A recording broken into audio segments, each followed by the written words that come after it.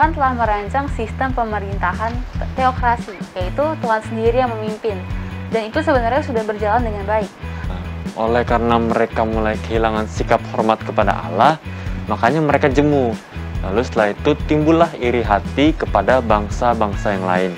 Kalau kamu misalnya di OSIS ataupun di Senat kepilih jadi pemimpin, lihat, oh itu memang dia taat beragama. Oh memang dia itu dekat dengan Tuhan.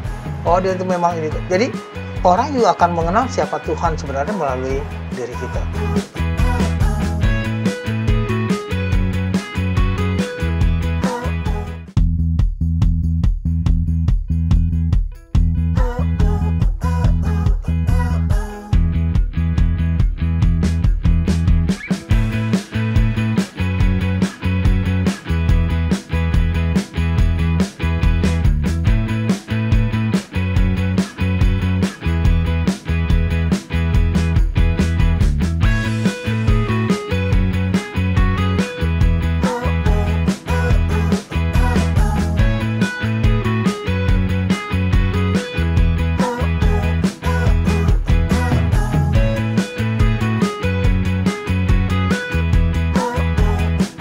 Halo teman-teman, apa kabar? Semoga hari ini menyenangkan. Kita sudah tiba di pelajaran yang baru di kuartal yang keempat dengan topik pembahasan selama triwulan ini, yaitu kenyataan Alkitab. Nah, saya yakin selama triwulan ini kita akan mendapatkan banyak sekali informasi yang menarik tentang maksud Allah dalam kehidupan kita. Iya, betul juga. Dan tentunya ini sangat cocok untuk kita orang-orang muda agar lebih banyak belajar tentang kasih Allah dalam kehidupan kita. Dan hari ini kita masuk dalam pelajaran keempat dengan topik pembahasan perdagangan pemimpin. Nah, sebelumnya aku mau nanya nih sama teman-teman yang ada di rumah dan mungkin sama Aurel deh. Nah, Aurel pernah nggak sih memaksakan sesuatu? Oh, sering. Sering ya? Apa tuh contohnya yang paling akhir-akhir inilah? Kayak memaksakan kehendak sendiri gitu. Oh, maksudnya gitu maksudnya? Iya, ngerti. Gitu kan maksudnya kamu? Iya. Tapi kalau aku pribadi ini kadang suka memaksakan kalau lebih ke kehidupan sehari-harinya, maksain ngerjain semua tugas-tugas. Tapi itu nggak bagus kan? Karena bisa tidurnya lebih nggak teratur dan sebagainya, jadi kelabakan. Nah itu ya nggak enak lah pokoknya. Nah dari jawaban kita nih bisa aku simpulkan kalau kita semua pernah memaksakan suatu hal terjadi di hidup kita. Padahal itu belum tentu setuju dengan rencana Tuhan. Iya, bener banget tuh yang tadi kata Aurel bilang, karena ketika kita memaksakan hal itu, sampai kita harus melakukan banyak hal yang belum tentu itu baik bagi kita, dan kita harus saling menasihati, saling mengingatkan kalau ada teman kita yang berbuat tidak baik. Benar, jadi kita juga menjelaskan agar kita saling mengingatkan sesama dalam banyak hal. Nah, aku jadi keinget sama satu ayat Alkitab. Dalam Roma 12 ayat 8 dikatakan, jika karunia untuk menasihati, baiklah kita menasihati. Siapa yang membagi-bagikan sesuatu, hendaklah ia melakukannya dengan hati yang ikhlas. Siapa yang memberi pimpinan, hendaklah ia melakukannya dengan rajin. Siapa yang menunjukkan kemurahan, hendaklah ia melakukannya dengan sukacita. Nah, ini buat kita sekarang sebagai orang-orang muda ya. Kalau kita diingatkan untuk melakukan tugas kita harus bersukacita. Bener banget. Sama yang kayak ada lagi tertulis dalam 1 Tawarik 29 ayat 9. Di situ dikatakan, bangsa itu bersukacita karena kerelaan mereka masing-masing. Sebab dengan tulus hati mereka memberikan persembahan sukarela kepada Tuhan. Juga Raja Daud sangat bersukacita. Jelas sekali ya, kita diingatkan untuk jangan memaksakan suatu hal dan harus terima jika kita dinasihati. Nah benar, tapi gimana gitu kalau misalkan ternyata kita yang memaksa Tuhan? Wah, itu sama loh sama pelajaran kita saat ini tentang Samuel dan bangsa Israel. Nah, jadi semuanya ini sama seperti pelajaran kita saat ini yang berjudul perdagangan pimpinan. Ya, betul banget. Nah, kita akan sama-sama membahasnya di sini bersama saya, Ludwig Zebedeus. Aku Aurel Hasibuan. Jadi jangan kemana-mana, tetap di Cornerstone Connections.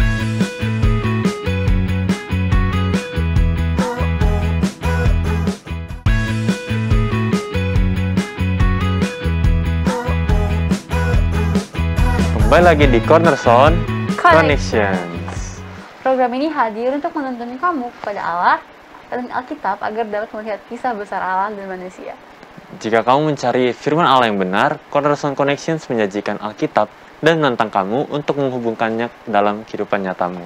Nah, sepanjang triwulan ini tema besarnya yaitu kenyataan Alkitab. Dan kita sudah masuk ke pelajaran keempat dengan judul Perdagangan Pemimpin. Ya, ayat intinya di pelajaran kita kali ini ada dua loh. Yang pertama, terdapat di dalam 1 Samuel 8 ayat 19 dan 20. Tetapi bangsa itu menolak mendengarkan perkataan Samuel dan mereka berkata, "Tidak, harus ada raja atas kami. Maka kami pun akan sama seperti segala bangsa-bangsa lain. Raja kami akan menghakimi kami dan memimpin kami dalam perang." Dan ayat inti yang kedua terdapat dalam 1 Samuel 2 ayat 7 dikatakan, Tuhan membuat miskin dan membuat kaya, Ia merendahkan dan meninggikan juga. Nah, dari kedua ayat inti ini kita bisa melihat bahwa bangsa Israel meminta kepada Samuel seorang pemimpin agar sama seperti bangsa-bangsa lain. Dan di ayat berikutnya dijelaskan bahwa hanya Tuhan saja yang dapat meninggikan dan merendahkan manusia. Ya, benar banget. Kalau kita baca ceritanya, saat itu orang Israel mendesak Samuel untuk memberikan kepada mereka raja agar sama seperti bangsa-bangsa yang lain. Bangsa Israel membuat Samuel dengan sangat mendesak Samuel dengan sangat. Padahal kalau kita ingat, Tuhan langsung menjadikan satu orang pemimpin bagi mereka, dan Tuhan langsung berkata kepada mereka melalui hambanya Samuel. Nah, ada di satu kutipan di dalam Alfa dan Omega jilid 2 halaman 241 dan 242. Pada waktu mula-mula bangsa Israel tinggal di Kanaan, mereka mengakui prinsip-prinsip teokrasi, dan bangsa itu makmur di bawah pemerintahan Yosua. Lambat laun mereka kehilangan sikap hormat mereka kepada Allah dan tidak lagi bangga sebagai bangsa yang telah dipilih Allah. Tertarik oleh pertunjukan dan kemegahan raja-raja kafir, mereka merasa jemu dengan kesederhanaan mereka. Kecemburuan dan iri hati timbul di antara suku-suku bangsa itu. Apabila mereka berpaling dari penurutan atas hukum Allah, mereka menghendaki supaya dibebaskan dari wewenang pemerintahan ilahi. Dan dengan demikian, tuntutan untuk meminta seorang raja tersebar luas di seluruh Israel. Nah, oleh karena mereka mulai kehilangan sikap hormat kepada Allah, makanya mereka jemu. Lalu setelah itu timbullah iri hati kepada bangsa-bangsa yang lain, sehingga mereka pun meminta seorang raja. Nah, ada tulisan dari Roy Lessing, pendeta Kristen dan penulis. Katakan, seorang pemimpin yang baik mendapat kekuatannya dengan menyadari kelemahan-kelemahannya, mendapat otoritas dengan berada di bawah otoritas, mendapat arah dengan membentangkan rencana-rencananya, mendapat visi dengan melihat kebutuhan orang lain, mendapat kredibilitas dengan menjadi contoh, mendapat kesetiaan oleh menunjukkan belas kasihan, mendapat kehormatan dengan kesetiaannya, mendapat kebesaran dengan menjadi pelayan. Nah, kalau kita dikasih nih tips kalau untuk menjadi seorang pemimpin yang baik, kita harus banyak belajar dari orang lain dan harus menghormati orang lain, bahkan orang yang terendah sekalipun jabatannya. Iya, betul sekali. Seorang pemimpin harus hidup dengan standar yang lebih tinggi dari pengikutnya. Maksudnya pemikiran sopan santun seorang pemimpin harus melebihi para pengikutnya. Yap, sebenarnya banget. Nah, teman-teman tahu nggak sih, kata teokrasi berasal dari bahasa Yunani, teokratia, yang definisinya adalah pemerintahan langsung berasal dari Tuhan. Ini adalah struktur pemerintahan yang Tuhan tentukan dan yang sesungguhnya berfungsi dengan baik pada bangsa Israel. Namun, bangsa itu ingin menjadi seperti negara-negara tetangga mereka dan memiliki seseorang yang mereka dapat sebut sebagai raja mereka sendiri. Kedengarannya seperti mereka mendapat tekanan dari teman sebaya. Bukankah demikian? Nah, dari bacaan kita dalam buku Apakah Kamu Tahu, kita lihat bahwa Tuhan telah merancang sistem pemerintahan teokrasi, yaitu Tuhan sendiri yang memimpin. Dan itu sebenarnya sudah berjalan dengan baik. Tapi muncullah sikap iri ketika melihat bangsa-bangsa lain yang memiliki raja. Nah, dalam pelajaran pekan ini kita akan melihat bagaimana bangsa Israel yang memaksa, namun Tuhan tetap memberikan seorang raja yang terbaik bagi bangsa Israel. Dan akhirnya teman-teman, bangsa Israel bersuka cita karena memiliki raja seperti bangsa-bangsa lain dan keinginan mereka terkabul. Nah, teman-teman, aku mau tahu pendapat teman-teman yang ada di rumah. Nanti aku ada bacain satu peristiwa, nanti teman-teman mau dengar pendapatnya kayak gimana. Nah, ini Aurel kayak gimana? Apakah kamu lebih bergantung kepada bagaimana Tuhan menuntun kamu atau terhadap bagaimana kebudayaan manusia menuntun kamu? Nah, perhatikan perhatikan skenario ini dan tuliskan apa yang Tuhan rencanakan yang bertentangan dengan yang manusia rencanakan. Pembalasan dendam terhadap seseorang yang telah berbuat salah kepadamu. Nah, menurut Aurel rencana Allah itu bakal kayak gimana? Ada pembahasan dendam terhadap seseorang yang telah berbuat salah kepadamu. Rencana Allah mungkin nanti kali ya, Allah yang balas sendiri gitu. Jadi ya Jadi kita tenang-tenang aja gitu. Kita jalanin aja. Kalau rencana manusia mungkin ya balas dendam. Wih, langsung balas dendam aja. Nah, bermesraan dengan pacar. Mungkin detik bisa nih. Kalau rencana Allah pasti, kalau kita orang muda pasti kita berdoa dong sama Tuhan pengen cari pasangan yang baik kan. Nah, kalau rencana manusia ya pasti ada yang pengen yang ke kanan, ke kiri, mungkin mereka nggak tahu tujuan mereka berpacaran untuk seperti apa, mereka malah kayak cuma bermain-main. Nah, yang terakhir, mencuri sesuatu yang kamu inginkan namun tidak dapat diusahakan. Rencana Allah mencuri sesuatu yang kamu inginkan namun tidak dapat diusahakan. Ya kayak terlalu tinggi lah ibaratnya. Oh ya, rencana Allah mungkin ya sesuai yang dia kehendaki gitu. Misalnya kita emang jalannya tuh ada di sini, nggak mungkin yang lebih tinggi gitu. Rencana manusia mungkin buruk-buruknya ya curang untuk nyampe menghalalkan segala cara gitu ya. Oke, terima kasih. Nah guys, sudah kita diskusi yang bersama nih, namun mungkin ada beberapa yang kurang kita pahami. Iya benar, mending kita diskusi aja sama Pak Pendeta. Jadi teman-teman jangan kemana-mana karena ya, kita sebentar lagi akan berdiskusi dengan Pak Pendeta Beni Tambunan. Tetap di Cornerstone Connections.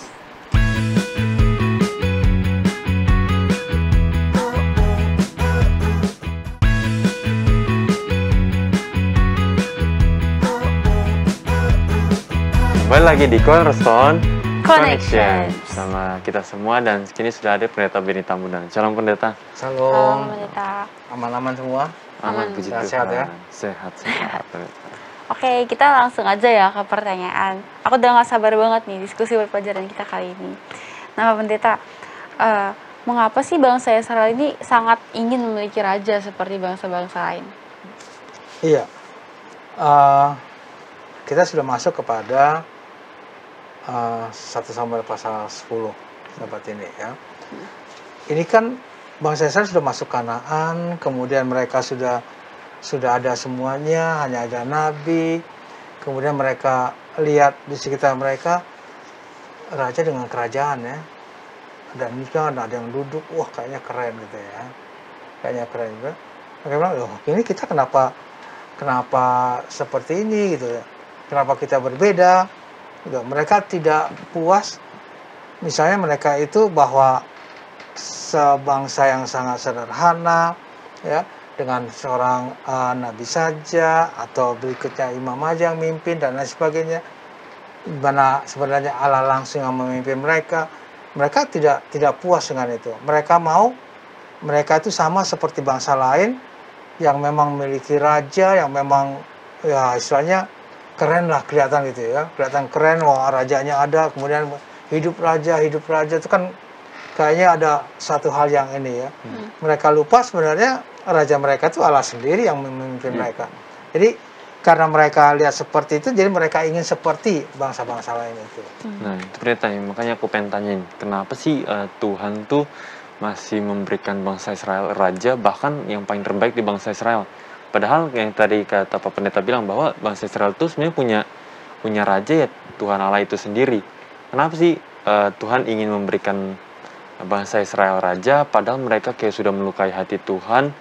Karena harus bisa dibilang mereka kayak menggantikan posisi Tuhan sebagai raja dengan orang yang lain, orang Israel itu sendiri. Iya, sebenarnya Tuhan itu ingin melihat pada bangsa Israel itu bahwa enggak loh, kamu tuh nggak bagus sebenarnya kalau seperti mana bangsa-bangsa lain dengan seorang raja. Tapi karena mereka desak terus, ya bisa aja kita maksa Tuhan, kan kita bisa ya. Jadi mereka memaksa Tuhan kasih, walaupun harapan Tuhan adalah raja yang akan dipilih ini adalah raja yang takut akan Tuhan, yang membawa orang bangsa Israel ini akan lebih setia kepada Tuhan. Ya, harapan Tuhan seperti itu. Harapan Tuhan seperti bahwa oke, ini kamu minta raja, oke kita pilihkan raja dengan harapan bahwa sama seperti bangsa-bangsa lain, ya. yang mereka inginkan, punya raja, tapi ala harapan bahwa raja yang satu ini adalah memang takut akan Tuhan. Walaupun Tuhan tahu bahwa biasanya orang kalau sudah jadi pemimpin kan ya gitulah ya, egonya tumbuh, kelompoknya tumbuh, apanya tumbuh dan lain sebagainya sehingga melupakan Tuhan dalam hal ini. Kan bangsa Israel ini tuh iri apa sama kayak bangsa-bangsa lain, mereka punya raja sih gitu. Nah kalau buat kita gimana sih cara ngilangin atau mengalahkan rasa cemburu dan iri itu? Iya, seringkali kan kita merasa cemburu juga dengan orang lain ya. Misalnya kita hari Sabat, wah nih datang penyanyi ini nih, nyanyi di ini, wah kita nggak bisa Sabat nih, coba kita ini ya. Ya, akhirnya coba untuk melanggar hari Sabat itu dengan mengikuti konser atau lain sebagainya. Saya masih ingat Justin Bieber datang itu banyak anak-anak muda. Pendeta boleh nggak sih ini nonton nih? Pendeta boleh nggak sih ini bahkan digoda dengan yang lainnya. Ini ada tiket gitu ya. jadi seperti itu. Bangsa Israel juga seperti itu. Jadi cemburu dan iri. Kita lihat kalau memang itu menghilangkan ataupun membuat kerohanian kita ataupun membuat hubungan kita dengan Tuhan jadi tidak baik, ya harusnya kita memilih bahwa kita lebih baik punya hubungan dengan Tuhan dibandingkan seperti bangsa-bangsa lain, seperti keinginan-keinginan yang lain. Jadi harus ada garis di mana kita harus mengikut Tuhan kita lebih baik dibandingkan kita mengikut dengan cara-cara dunia atau pemikiran-pemikiran dunia. Menarik banget kan. Berarti kalau misalnya kayak menurut aku pendeta yang kayak tadi aku tanyain kan, Tuhan itu kan kalau misalnya ibaratnya kita posisikan diri kita lah pendeta, misalnya kayak kita ada di satu jabatan terus tiba-tiba ada orang lain yang kayak malah kayak bawahan kita bilang kayak kita cari penggantinya si Aurel gitu kan, kayak misalnya ini kan pasti sakit hati banget gak sih, terus kita pasti kayak wah iri sama orang yang gantiin dia. Itu menarik banget. Nah pendeta yang pengen aku ditanyain nih pendeta, gimana kalau misalnya kita harus menghormati pemimpin yang udah dipilih sama Tuhan, walaupun kita tahu nih misalnya kayak ini orang udah banyak banget bikin keputusan-keputusan yang salah. Jadi gimana pendeta kita bisa menghormati pemimpin yang udah dipilih Tuhan itu pendeta? Iya, pelajaran sekolah Sabat kita memberikan bahwa Saul itu yang dipilih ya oleh bangsa, walaupun dia diurapi, Tuhan pilih ininya, kan bodinya apa semua katakan memang pantas lah jadi raja tuh ya. Dari segi perawakan fisik memang pantas lah jadi raja ya. Jadi pada waktu kepilih mereka katakan wah ini kami bangsa yang besar nih sekarang punya raja yang langsung menikahnya ya. Nah bagaimana kita menghormati seorang pemimpin, harusnya kita tetap menghormati dia dalam cara dia memimpin ya, dan cara dia membuat segala keputusan-keputusan yang ada ya, namanya pemimpin kita hormati ya. Tapi kalau itu sampai kepada harus memutuskan kehidupan kita apakah menurut pemimpin yang keputusannya salah atau kita itu harus mengikut Tuhan, ya kita memilih Tuhan. Salah satu misalnya tiba-tiba pemimpin katakan ya oke, kita tidak bergereja hari Sabat, kita bergereja hari lain ya, atau juga harinya sama ya kita harus milih itu, kita harus milih ya. Tapi kalau keputusan pemimpin yang misalnya oh ini bantuan segini hanya dapat segini, yang bantuan segini hanya ya, itu saya pikir ya tidak begitu mempengaruhi kepada apa yang harus kita putuskan antara iman kita dengan satu hal yang tindakan dari pemimpin yang tidak baik ya, dalam segala keputusannya. Ngomong-ngomong tentang pemimpin nih Bapak nih, apa sih yang harus aku lakukan kalau misalnya aku dipilih jadi seorang pemimpin, misalnya kalau di sekolah atau lingkungan sehari-hari? Iya, yang pasti kalau zaman sekarang kan mana janjimu sebagai pemimpin. Kalau memilih OSIS, memilih ketua SMA ya, senat mahasiswa, itu kan biasanya ada kampanye, ada semuanya ya. Nah, kalau kita sampai orang katakan kampanye hitam ya, jadi maksudnya menjelek-jelekan lawan, ya buat apa sih kita jelek-jelekin orang gitu ya? Jelek-jelekan orang kan nggak bagus ya. Semua orang punya kesalahan, semua orang punya kelemahan ya, yang bisa membuat kalau kita buka orang lain nggak tahu tadinya dia, kita buka kayak kasihan dia kan gitu loh ya. Tapi kalau memang kita fair, kita katakan oke, sebagai saya calon pemimpin saya akan buat begini-begini yang lebih baik dan lain sebagainya tanpa mendiskreditkan yang lain ya, atau pemimpin sebelumnya atau pemimpin berikutnya ataupun lawan kita ya, lawan kita atau teman kita yang sama-sama ingin jadi pemimpin, ya kita harus adu ke dalam hal program apa yang harus kita lakukan tanpa menjelekkan yang lain. Jadi setelah kita jadi pemimpin pun jangan juga kita menjelekkan yang ya itu kan yang dulu itu saya sekarang yang mimpin, yang penting saya mimpin. Wah, itu juga tidak demikian ya. Tapi memang mengarahkan orang lain itu lebih mengenal Tuhan dengan baik. Kalau kamu misalnya di OSIS ataupun di senat kepilih jadi pemimpin, lihat, oh itu memang dia taat beragama, oh memang dia itu dekat dengan Tuhan, oh dia itu memang ini. Jadi orang juga akan mengenal siapa Tuhan sebenarnya melalui diri kita. Jadi bukan berarti kita nggak boleh jadi pemimpin ya, bukan berarti. Boleh. Kita boleh jadi pemimpin tapi tetap dalam jalurnya di mana Tuhan menginginkan bagi apa yang Tuhan inginkan bagi kita. Nah, ini aku ada pertanyaan lagi nih sehubungan dengan pemimpin nih. Apa sih yang harus kita lakukan supaya kita tetap menghormati pilihan pendeta maksud saya. Kita mending mana pendeta? Menghormati raja atau kita mending menghormati raja atau lebih menghormati Tuhan? Misalkan kayak misalkan rajanya ini malah bikin satu kebijakan yang bisa dibilang menjauhi kita dari Tuhan, atau kita tetap mengikuti Tuhan saja. Apalagi waktu itu ada juga tulisan bahwa kita harus menuruti pemerintahan pendeta, kan ada tertulis juga. Iya. Mending mana pendeta? Iya, ada beberapa hal yang memang segi prinsip ya. Contoh misalnya ada kawan-kawan Daniel ya kan, sahabat nego itu kan dipilih ya, saya sebagai raja ya sudah putuskan sembah di patung, tunduk.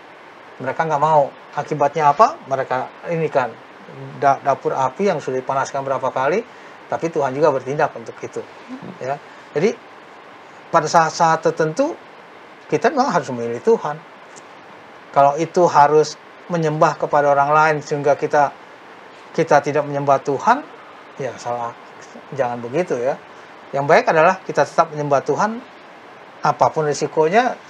Tadi saya contohkan teman-teman Daniel ya, bahkan Daniel sendiri juga ya masuk ke lubang singa itu dibuang ya. Dia kan karena dia tetap berdoa saja, dibilang dilarang ya tetap berdoa. Ya, saya tahu ada Tuhan, saya menyembah Tuhan, bukan menyembah pada yang lainnya. Jadi dalam hal-hal yang prinsip kita bisa untuk mengatakan untuk memilih Tuhan dibandingkan memilih keputusan pemimpin ataupun raja yang memutuskan yang bertentangan dengan prinsip-prinsip Tuhan. Berarti tadi sesuai sama yang kita bahas kan, tadi rencana Allah sama rencana manusia, kita juga sepakat kalau misalnya rencana Allah kita kayak udah kita jalanin aja, pasti ada rencana Tuhan di balik itu semua. Nah, mungkin Aurel ada yang mau bertanya lagi? Ya, mungkin ini ada pertanyaan terakhir kali ya, Pak Pen. Apa sih yang Saul miliki sehingga dia bisa jadi pemimpin dan apa yang dia tidak miliki? Iya, Saul ini kan jadi pada waktu pemilihan ya, mereka kan minta ya, jadi semua suku tadinya hanya sedikit, tambah lama tambah banyak yang minta supaya ada raja. Akhirnya Samuel katakan, oke, kita pilih raja. Maju dari suku ya. Oke, pilih suku Benjamin. Kemudian pilih suku Atris, kemudian pilih orangnya dari keluarganya satu-satu, dilihat mana orangnya. Tuhan bilang nggak ada, dia sedang ngumpet ya. Dipanggil dia, kemudian kasih tahu, oh inilah orangnya. Mereka lihat bodinya, fisiknya memang bagus dan sebagainya. Mereka bandingkan dengan raja di sekitar mereka ya. Raja di sekitar mereka, wah kita punya raja yang ini. Kemudian akhirnya diurapi sama Samuel ya. Kemudian dia juga akhirnya merasa bahwa dia jadi pemimpin ya. Tapi kelemahannya adalah bahwa dia itu memimpin bukan berdasarkan apa yang Tuhan inginkan. Kadang-kadang dia memimpin itu berdasarkan kepada keinginannya. Apalagi kita tahu, misalnya pada waktu Daud muncul, ya, kita saja Daud muncul, dia kan nggak suka, sehingga dia buat keputusan yang tidak baik untuk itu. Ya. Jadi Tuhan sebenarnya tahu bahwa ini dia tidak akan baik, tapi dia tetap memberikan kepada bangsa itu untuk memperlihatkan bahwa keputusan kamu meminta raja, meminta pemimpin adalah salah. Sebenarnya pemimpin kita adalah Kristus. Oke, nggak kerasa nih diskusi kita sudah mau berakhir nih Pendeta. Nah, mungkin Pendeta boleh kasih 1-2 kalimat kesimpulan kepada sahabat-sahabat Cornerstone supaya bisa mengingatnya dan menguatkan iman kita, dan mungkin boleh sekalian doain kami Pendeta. Ya, kepada semua teman-teman Cornerstone Connection, pelajaran sekolah sahabat kita yang memberikan judul perdagangan pemimpin, memberikan kepada kita bahwa seorang pemimpin yang baik itu adalah seorang yang dipilih oleh Tuhan. Kalau Tuhan itu sudah pilih, mari kita hormati, panjang keputusannya itu adalah sesuai dengan kehendak Tuhan. Kalau kita dipilih jadi pemimpin, mari kita berjalan sesuai dengan kehendak Tuhan. Bukan oleh keinginan kita, bukan oleh karena nafsu kita, bukan karena hal-hal lain sebagaimana dunia lainnya, tapi marilah kita jadi pemimpin yang Tuhan inginkan. Apa yang Tuhan inginkan itulah yang kita jalankan dalam kehidupan kita. Oke, kita sama-sama terkepala untuk berdoa. Tuhan, Bapa kami dalam surga, kami bersyukur dan terima kasih karena kesempatan yang Tuhan berikan bagi kami untuk kembali kami mendiskusikan pelajaran sekolah sahabat kami dari Cornerstone Connection untuk sahabat yang keempat. Terima kasih atas pelajaran yang Tuhan berikan. Terima kasih atas contoh yang Tuhan berikan. Kiranya kami boleh selalu bersama-sama dengan Tuhan, berjalan bersama-sama dengan Tuhan. Dan kalaupun Tuhan memilih anak-anak muda yang ada dimanapun untuk jadi pemimpin, biarlah mereka menjadi pemimpin yang berjalan sesuai dengan kehendak Tuhan. Kami berdoa bagi rekan-rekan kami yang sakit, Tuhan berikan kesembuhan, yang dalam kesusahan dan berseru kepada Tuhan, Tuhan kiranya mendengar seruan mereka dan menjawab seruan mereka, agar mereka pun boleh melihat dan merasakan kasih Tuhan dalam kehidupan mereka. Ampuni segala dosa dan kesalahan kami, karena kami berdoa dalam nama anak Yesus Kristus, Tuhan dan Juru Selamat kami. Amin. Amin. Oke, itulah pembahasan pelajaran Cornerstone kita sepanjang pekan ini bersama sahabat-sahabat di studio dan Pendeta Benny Tambunan sudah berakhir. Terima kasih ya. Semangat terus dalam mempelajari Alkitab, buatlah sebuah ketetapan untuk membaca Alkitab kamu dari halaman ke halaman. Dan lihat sendiri apa yang terjadi di sana. Banyak janji pengharapan yang Tuhan tulis buat kita semua. Terima kasih kepada sahabat-sahabat Op Channel yang selalu setia mencari dan belajar firman Tuhan melalui Cornerstone Connection.